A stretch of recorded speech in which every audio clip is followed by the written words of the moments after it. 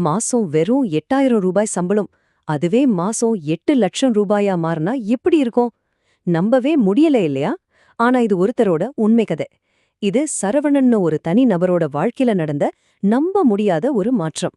வாங்க, அவரோட இந்த அசாதாரணமான பயணத்துல என்னென்ன நடந்ததுன்னு நாமளும் சேர்ந்து பாப்போம். நான் கடன் இஎம்ஐ கட்டிட்டு இருந்தேன். இப்போ நான் ஜிஎஸ்டி கட்டுறேன். என்ன ஒரு பவர்ஃபுல்லான வார்த்தை பாருங்க. யோசிச்சு பாருங்க, ஒருத்தர் இஎம்ஐ கட்டுற நிலைமையில இருந்து அரசாங்கத்துக்கே வரியா லட்சக்கணக்கில் கட்டுற அளவுக்கு வளர்ந்திருக்காருன்னா அந்த மாற்றம் எப்படி நடந்திருக்கும்? அதுக்கு பின்னாடி இருக்கிற கதையை தான் நம்ம இப்போ பார்க்க போறோம். எல்லா பெரிய வெற்றிக்கு பின்னாலயும் ஒரு சின்ன ஆரம்பம் இருக்கும் இல்லையா? சரவணனோட கதை எங்கிருந்து ஆரம்பிக்குதுன்னா, ஒரு பெரிய பற்றாக்குறையில இருந்துதான்.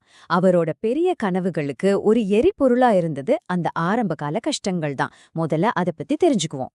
சரவணன் 400 சதுரடி வாடகை வீட்ல தான் வளர்ந்தாரு. அவங்க அப்பா தினக்கூலி வேலைக்கு போற கஷ்டத்தை எல்லாம் சின்ன வயசுல இருந்தே பார்த்து வளர்ந்தவர்.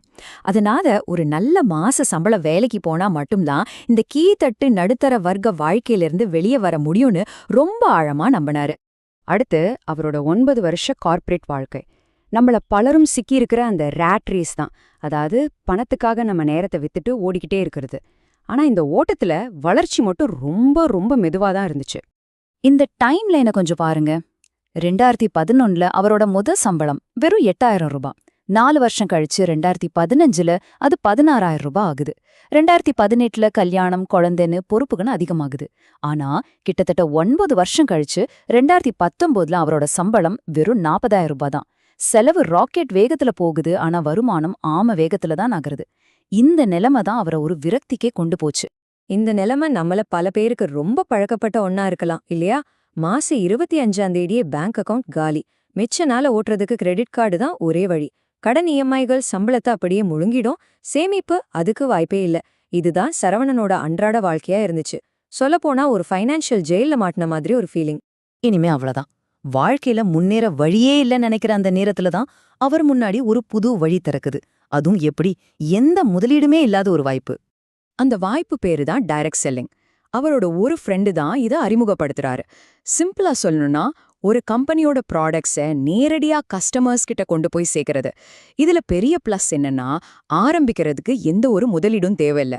கையில காசே இல்லாத சரவணனுக்கு இது ஒரு பெரிய ஜாக்பாட் மாதிரி தெரிஞ்சுது. ஓகே, வாய்ப்பு கிடைச்சிடுச்சே. ஆனா வெற்றி அது உடனே கிடைக்கல.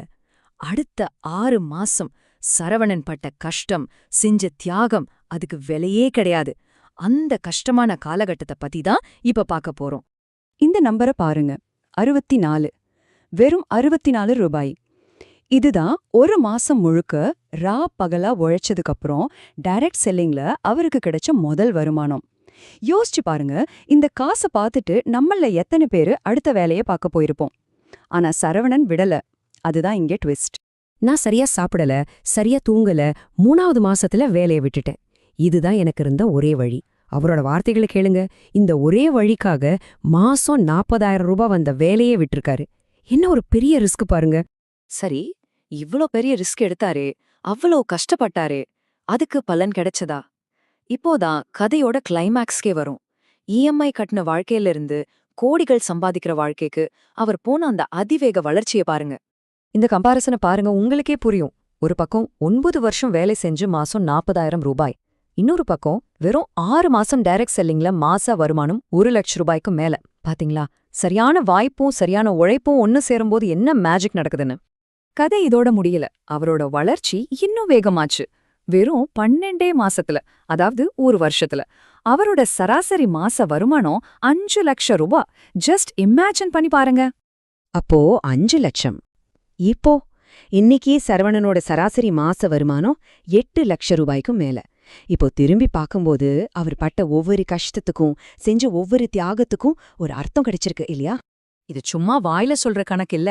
இதோ பாருங்க, அவரோட ஃபார்ம் 26AS, அதாவது அதிகாரப்பூர்வ வருமான சான்று, 2021-22ல 1.2 கோடி ரூபாய்க்கு மேல, 2022-23லயும் 1.2 கோடி ரூபாய்க்கு மேல.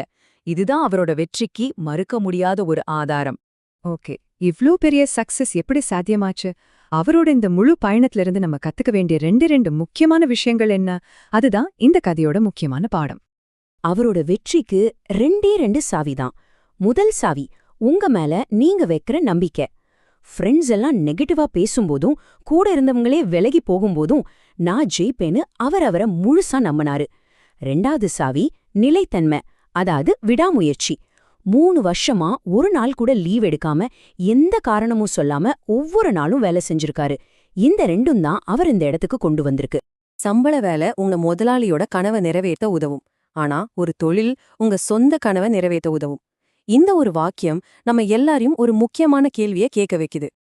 அந்த கேள்வி இதுதான்: நீங்க உங்க கனவுக்காக வேலை செய்றீங்களா, இல்ல மத்தவங்களோட கனவுக்காக வேலை செய்றீங்களா?